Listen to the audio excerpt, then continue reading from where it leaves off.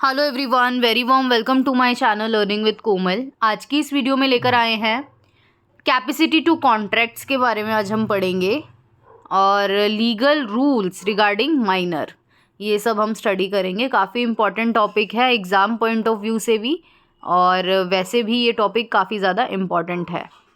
Video बहुत ज़्यादा helpful होने वाली है। वीडियो को लाइक शेयर कमेंट करना ना भूलें, चैनल को सब्सक्राइब ज़रूर करें। चलिए स्टार्ट करते हैं फिर। तो जैसा कि आप स्क्रीन पे देख सकते हैं, सबसे पहले कैपेसिटी की अगर हम बात करें तो हम लोग यहाँ पे बात करेंगे कि जो भी पार्टीज़ एक दूसरे के साथ कॉन्ट्रैक्ट करती हैं उनकी क्या कैपेसिटी होती है। मतलब कि कोई ऐसी चीज़ जो उसको कॉन्ट्रैक्ट करने में कोई प्रॉब्लम ना आए, मतलब क्या क्या लीगल रिक्वायरमेंट्स हैं, ठीक है, वो सारी चीज़ें हम पढ़ेंगे। तो सबसे पहले बात करेंगे कि है क्या। तो हमारा जो इंडियन कॉन्ट्रैक्ट एक्ट है 1872, इसका जो सेक्शन नंबर 11 है वो हमसे बोलता है कि every person is competent to contract who is of the age of majority according to the law to which he is subject and who is of sound mind and is not disqualified from contracting by any law to which he is subject। अब यहाँ पे ये जो definition दी गई, इस definition में साफ साफ शब्दों में ये बोला गया है कि हर वो व्यक्ति कम्पिटेंट माना जाएगा कॉन्ट्रैक्ट करने के लिए जिसकी एज मेजॉरिटी हो। मेजॉरिटी का मतलब है कि जो माइनर ना हो, यानी कि जिसकी उम्र हमारे इंडियन लॉ के अकॉर्डिंग 18 साल से जो ऊपर का व्यक्ति होता है वो माइनर में नहीं आता, वो मेजॉरिटी में आता है। तो कोई भी पर्सन अगर कॉन्ट्रैक्ट करना चाहता है तो सबसे पहले जो उसकी उम्र है वो मेजॉरिटी की होनी चाहिए, यानी कि 18 साल से ऊपर होनी चाहिए।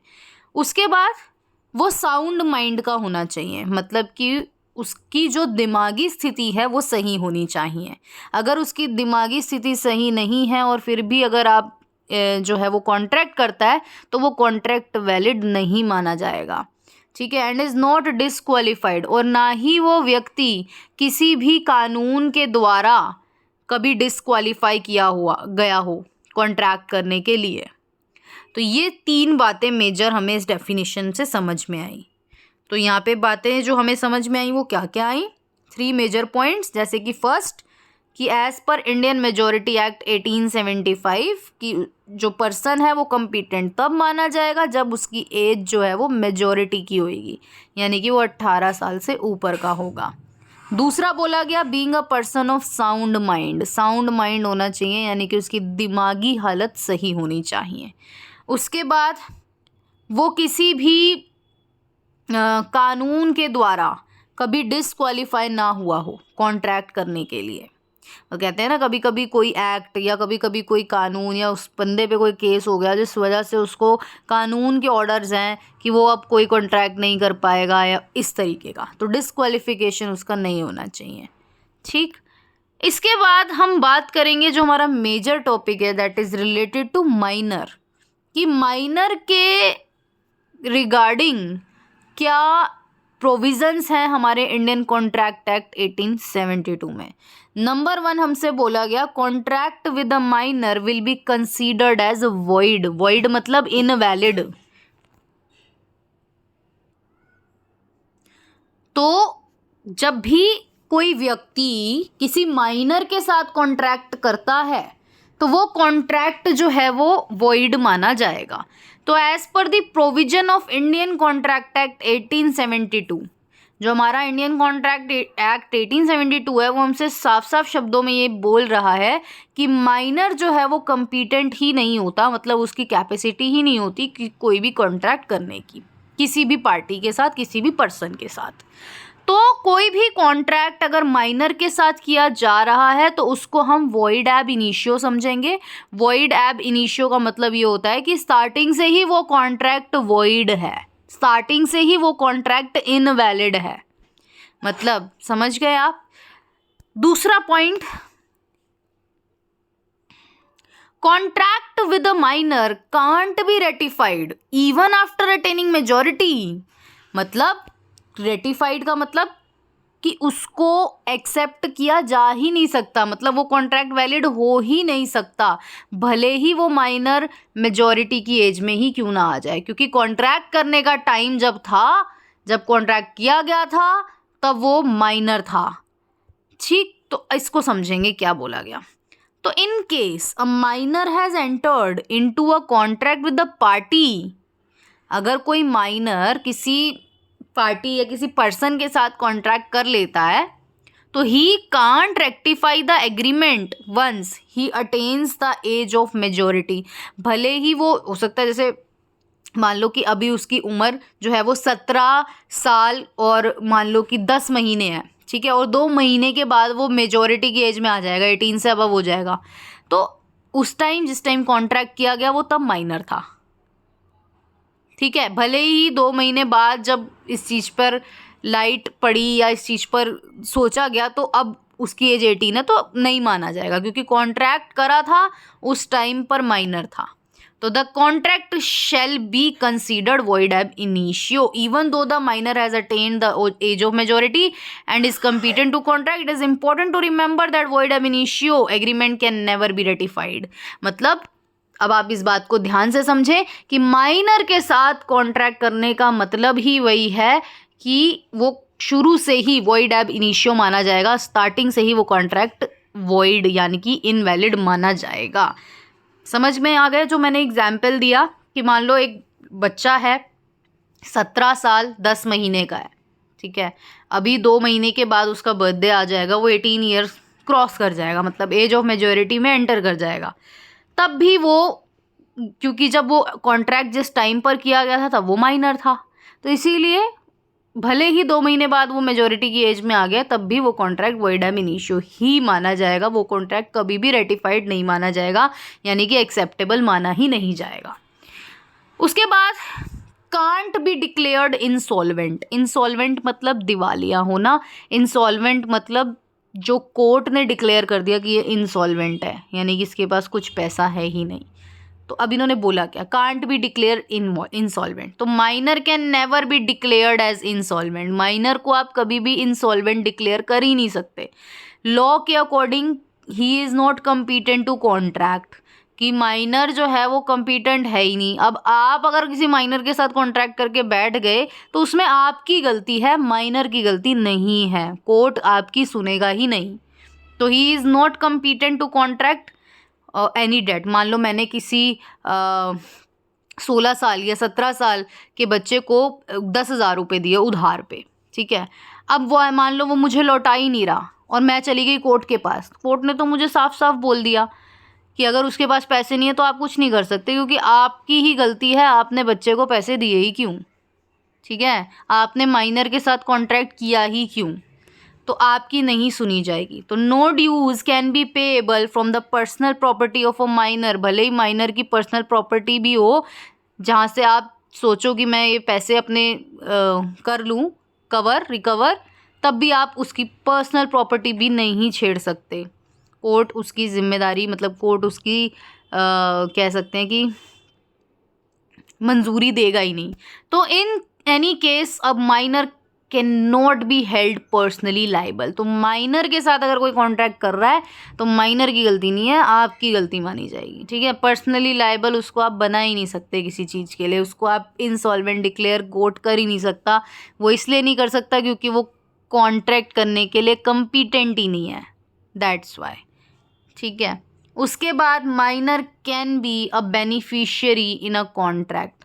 तो माइनर जो है वो बेनिफिशियरी हो सकता है किसी कॉन्ट्रैक्ट में। तो as a minor is not competent to contract, nothing in the contract act prevents him from accepting benefits.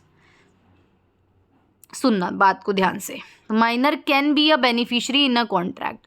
Minor जो है वो किसी कॉन्ट्रैक्ट में बेनिफिशियरी का मतलब होता है जिसको कोई लाभ हो रहा हो, जिसको कोई बेनिफिट हो रहा हो, तो माइनर वो बेनिफिशियरी जरूर बन सकता है, समझेंगे। तो एज हमें पता चल गया, अभी हमने जो 2-3 पॉइंट पढ़े उससे हमें ये क्लियर हो गया कि माइनर जो है वो कॉन्ट्रैक्ट करने के लिए तो कॉम्पिटेंट नहीं है, वो तो समझ में आ गया, लेकिन कोई भी चीज़ उसको बेनिफिट एक्सेप्ट करने से नहीं रोक सकती।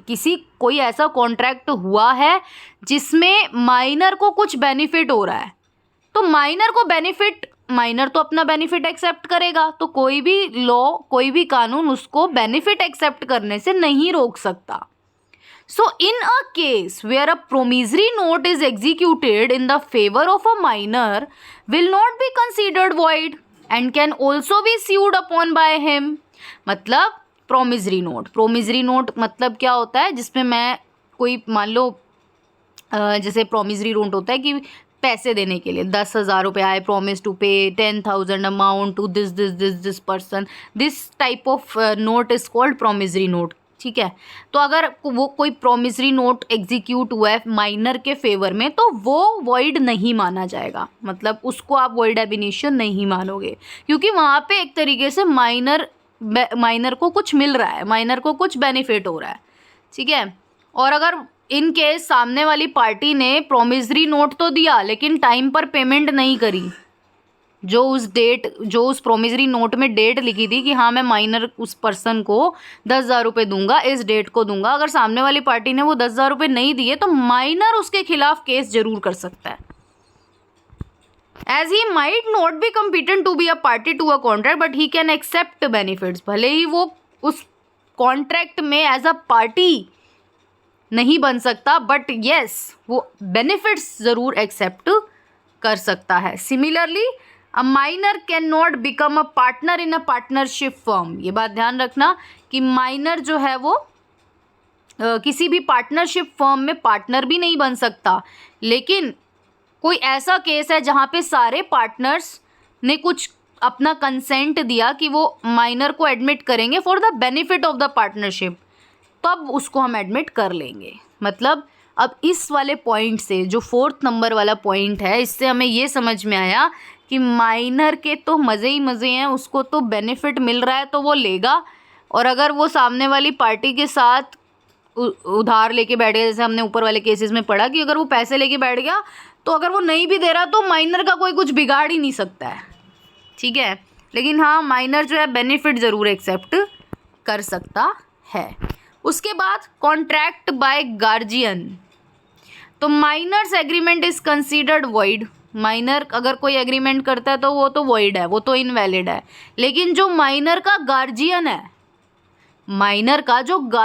है, अगर वो कॉन्ट्रैक्ट करता है to make sure the contract is a valid contract on behalf of the minor and is within the competence of the minor and is for the benefit of the minor, तो किया जा सकता है। मतलब मेरा, मान लो मैं अगर माइनर हूँ और मेरा कोई गार्जियन है, अब गार्जियन पेरेंट भी हो सकता है, गार्जियन कोई रिलेटिव भी हो सकता है, और मेरे बिहाफ पे अगर वो कॉन्ट्रैक्ट करता है मेरा गार्जियन, ठीक है, तो और उसमें मेरा ही बेनिफिट हो रहा है, ठीक है, तो उस केस में कॉन्ट्रैक्ट जो है वो वैलिड ट्रीट किया जाएगा। ठीक है, however the guardians of the minor can't bind the minor for a contract of purchase of immovable property. जो माइनर के गार्जियन है, अब वो गार्जियन पेरेंट भी हो सकते हैं, कोई रिलेटिव भी हो सकता है, ठीक है, तो माइनर का जो गार्जियन है वो माइनर को बाइंड नहीं कर सकता, किसी तरीके से बांध नहीं सकता कि वो कोई इमूवेबल प्रॉपर्टी खरीदे। इमूवेबल का मतलब होता है जो हिल नहीं सकती अपनी जगह से, जैसे कि ज़मीन, ठीक है, प्रॉपर्टी। तो इमूवेबल प्रॉपर्टी खरीदने का कोई ऐसा बाउंडेशन नहीं होना चाहिए माइनर के ऊपर। But in case a guardian is appointed by the court he may sell the minor's property. अगर कोर्ट ने किसी गार्जियन को अपॉइंट किया है, जैसे मान लो कईयों क्या होता है कि कोई बच्चा है, ठीक है, 15 साल का है, 14 ईयर का है, 13 ईयर का है, ठीक है, और उसके मान लो कि पेरेंट्स का एक्सीडेंट में डेथ हो जाती है, अब वो अकेला बच गया, लेकिन उसकी प्रॉपर्टी अब वो उसकी है। अब उस केस में कोर्ट जो है वो डिसाइड करेगा कि इस बच्चे का गार्जियन कौन होगा, और तब वो गार्जियन जो है वो अपनी मर्ज़ी से माइनर की जो प्रॉपर्टी है वो सेल कर सकता है। तो ऐसे ऐसे कानून बने हुए हैं हमारे, ठीक है।